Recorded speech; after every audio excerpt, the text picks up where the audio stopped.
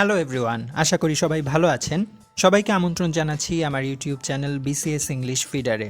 BCS প্রিলিমিনারির syllabus ধরে ধরে আমি ইংরেজি সাহিত্যের যুগবিভাগ নিয়ে আলোচনা করছি। যুগবিভাগ নিয়ে এ পর্যন্ত 3টি ভিডিও আপলোড করা হয়ে গেছে। প্রথম ভিডিওতে আমি আলোচনা করেছি ইংরেজি সাহিত্যের প্রাচীন যুগ ওল্ড ইংলিশ পিরিয়ড নিয়ে। দ্বিতীয় ভিডিওতে আমি মিডল ইংলিশ পিরিয়ড পার্ট 1 অর্থাৎ হিস্টোরিক্যাল ব্যাকগ্রাউন্ড নিয়ে আলোচনা করেছি। তৃতীয় ভিডিওতে আমি মিডল ইংলিশ পিরিয়ডের গুরুত্বপূর্ণ একজন কবি জিওফ্রে চসারকে নিয়ে আলোচনা করেছি। আজ মিডল ইংলিশ পিরিয়ডের থার্ড ভিডিওতে আমি মধ্যযুগের অন্যান্য গুরুত্বপূর্ণ লেখক এবং তাদের সাহিত্যকর্ম নিয়ে আলোচনা করব। আমার আগের ভিডিওগুলো যদি আপনারা এখনও না দেখে থাকেন তাহলে সবাইকে অনুরোধ করছি উপরের আই বাটনে প্রেস করে আগের ভিডিওগুলো দেখে আসুন, তাহলে যুগবিভাগের ধারাবাহিকতাগুলো আপনারা খুব সহজেই ধরতে পারবেন। শুরু করছি আমার আজকের lecture the middle English period part 3।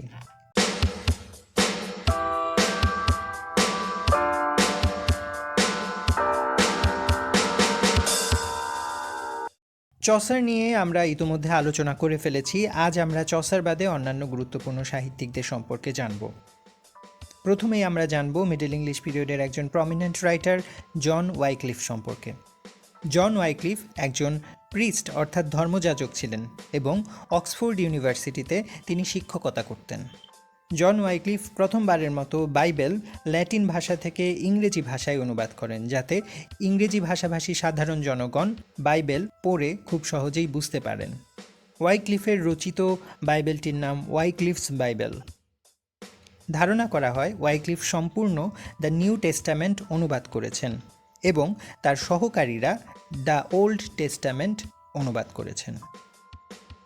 Bible অনুবাদ ছাড়াও জন ওয়াইক্লিফের আরও কিছু উল্লেখযোগ্য সাহিত্যকর্ম রয়েছে। তাদের মধ্যে উল্লেখযোগ্য হল last age of the church, on logic, on universals, on the church, on the truth of holy scripture.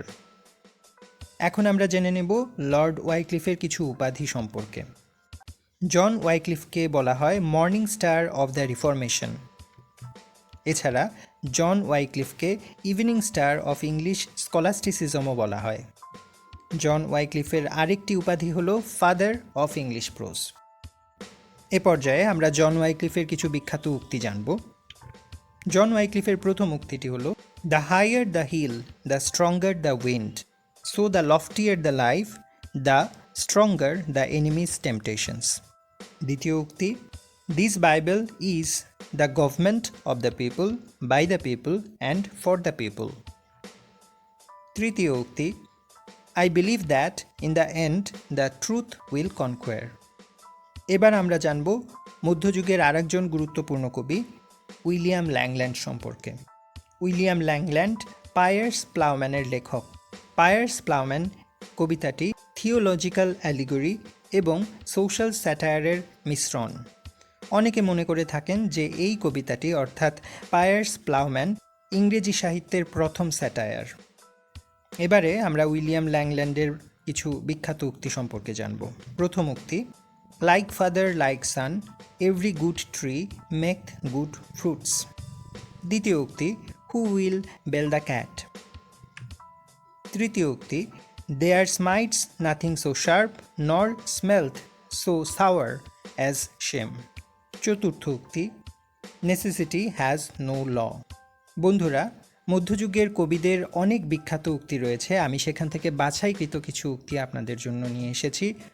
বিশেষ প্রিলিমিনারি পরীক্ষায় যেহেতু আগের চেয়ে এখন অনেক বেশি পরিমাণে উক্তি আসছে, তাই এই উক্তিগুলো আপনারা খুব ভালোভাবে আয়ত্ত করবেন। এ পর্যায়ে আমরা জানব স্যার থমাস ম্যালোরি সম্পর্কে। আপনাদের নিশ্চয়ই প্রিন্টিং প্রেসের আবিষ্কারকের নাম মনে আছে। আমি আগের একটি ভিডিওতে বলেছিলাম প্রিন্টিং প্রেসের আবিষ্কারক উইলিয়াম ক্যাক্সটন। এই উইলিয়াম ক্যাক্সটন স্যার থমাস ম্যালোরির একটি নাম দেন নাইট প্রিজনার, কারণ ওয়ার্স অফ রোজেস চলাকালীন সময়ে স্যার থমাস ম্যালোরি যুদ্ধবন্দী হিসেবে কারাগারে আবদ্ধ ছিলেন। তার লেখা বিখ্যাত সাহিত্যকর্ম হচ্ছে লে মর্টে ডি আর্থার বা দ্য ডেথ অফ আর্থার, যা আর্থারিয়ান মাইথোলজির উপর ভিত্তি করে লেখা। একে বলা হয় the first major work of English language pros, অর্থাৎ ইংরেজি গদ্য সাহিত্যের প্রথম গুরুত্বপূর্ণ রচনা।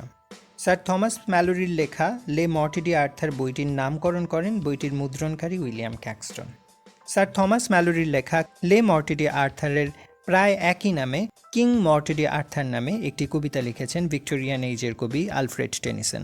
তো এই দুইটি কবিতা নিয়ে কনফিউশনে ভুগলে চলবে না। স্যার থমাস ম্যালোরির লেখা লে মর্টি ডি আর্থার এবং ভিক্টোরিয়ান এইজের কবি আলফ্রেড টেনিসনের লেখা কবিতাটির নাম হচ্ছে কিং মর্টি ডি আর্থার। এবার আমরা স্যার থমাস ম্যালোরির একটি বিখ্যাত উক্তি সম্পর্কে জানব। উক্তিটি হচ্ছে, the sweetness of love is short lived but the pain এন্ডিওর্স।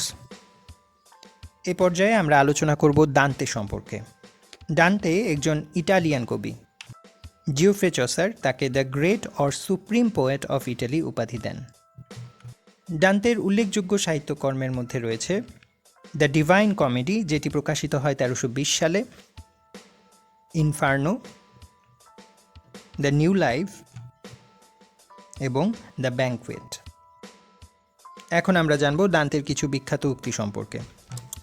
প্রথম উক্তিটি হল, from a little spark may burst a flame. দ্বিতীয় উক্তি, where the way is hardest there go thou, follow your own path and let people talk. এতক্ষণ মধ্যযুগের কবি সাহিত্যিকদের লেখা বিভিন্ন সাহিত্যকর্ম নিয়ে আমি আলোচনা করলাম। এছাড়াও মধ্যযুগে কিছু সাহিত্যকর্ম পাওয়া গেছে যাদের কবি বা রচয়িতার নাম পাওয়া যায়নি।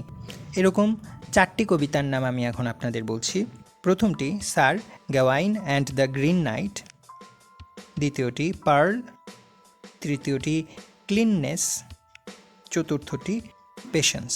এখানে উল্লেখ্য ক্লিননেস এবং পেশেন্স এটা ক্রিশ্চিয়ান ফিলসফির উপর ভিত্তি করে লেখা। এই কবিতাগুলো মধ্যযুগের বিখ্যাত 4টি কবিতা, কিন্তু দুঃখজনক হলেও সত্য যে এই কবিতাগুলোর কবির নাম পাওয়া যায়নি। তবে ধারণা করা হয় একজন কবি এই 4টি কবিতা লিখেছেন। এছাড়া একজন পার্সিয়ান কবি যিনি মধ্যযুগে একটি বিখ্যাত সাহিত্যকর্ম রচনা করেছেন সেটি হচ্ছে দ্য রুবায়াত, এবং দ্য রুবায়াতের রচয়িতার নাম ওমর খৈয়াম। তিনি একজন পার্সিয়ান কবি। মধ্যযুগের আরেকজন কবি সম্পর্কে জানা যায়, তার নাম মার্জেরি কেম্প। তার লেখা বইয়ের নাম দ্য বুক অফ মার্জেরি কেম্প। এটিকে বলা হয় first autobiography written in English, অর্থাৎ ইংরেজিতে লেখা প্রথম আত্মজীবনী। উল্লেখ্য এই আত্মজীবনীটি লিখেছেন একজন নারী সাহিত্যিক। এইজ অব চসার শেষ হওয়ার পর মধ্যযুগের পরবর্তী অংশকে the age of barren or dark age বলা হয়। এই যুগে তেমন উল্লেখযোগ্য কোনো সাহিত্যকর্ম পাওয়া যায়নি। এই যুগের সময়কাল 1400 থেকে 1485 বা 1500 সাল পর্যন্ত। এই ছিল মধ্যযুগ নিয়ে আমার 3 পর্বের আলোচনার শেষ পার্ট। এর পরের ভিডিওতে আমরা রেনেসাঁ সম্পর্কে জানব। ভিডিওটি যদি ভালো লেগে থাকে তাহলে আমার চ্যানেলটি সাবস্ক্রাইব করতে ভুলবেন না। ধন্যবাদ সবাইকে।